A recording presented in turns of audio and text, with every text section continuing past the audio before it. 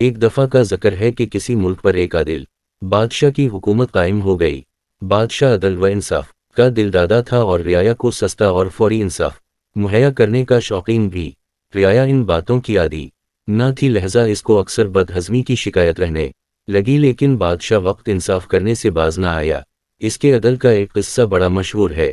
ایک دن بادشاہ کو ایک پرانا دوست ملنے کے لیے آیا، جس کے ساتھ مل کر بادشاہ کبھی وارداتیں کیا کرتا تھا اور اپنے میٹرک پاس بیٹے کے لیے نوکری کی درخواست کی۔ بادشاہ نے وزیر خاص، جس کی ڈگری بعد میں جعلی ثابت ہوئی، کو حکم دیا کہ بچے کو سول ہسپتال میں سرجن لگا دو۔ وزیر خاص ہکا بکا رہ گیا۔ عالی جا، تو پھر پہلے سے موجود سرجن کا کیا کروں؟ حکم ہوا اسے تھانیدار لگا دو۔ وزیر نے پھر دہائی دی، تھانیدار کو کہاں بھیجوں؟ اسے جیل میں ڈال دو۔ بادشاہ نے ضج ہو کر کہا۔ درباری نورتن، جنہیں مخالفین کفن چور ٹولہ کہتے تھے، اس فیصلے پر عشش کر اٹھے۔ بادشاہ اس مقولے کا قائل تھا کہ اختیارات سنبھال کر رکھنے کی چیز نہیں ہوتے بلکہ خوب استعمال کرنے کے لیے ہوتے ہیں۔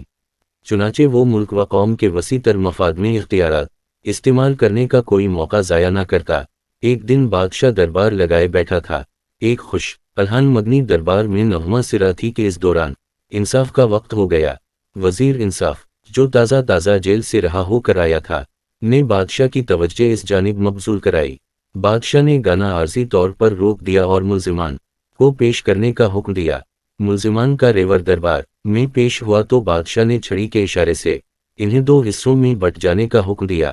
چنانچہ نصف ملزمان دائیں اور باقی بائیں طرف ہو کر کھڑے ہو گئے۔ بادشاہ نے تمام مقدمات کا مختصر مگر عقل شکن فیصلہ سنایا کہ دائیں طرف والے سارے بری جبکہ بائیں طرف والے تمام ملزم سزائے موت۔ علامت تملیغ۔ درباری بیربلوں اور ملا دو پیازوں نے اس سستے اور فوری انصاف پر داغ کے ڈونگے برسائے اور گانے کا سلسلہ وہیں سے شروع ہو گیا جہاں سے ٹوٹا تھا۔ سبق: سستا اور فوری انصاف یہ قوموں کی ترقی کا ضامن ہوتا ہے۔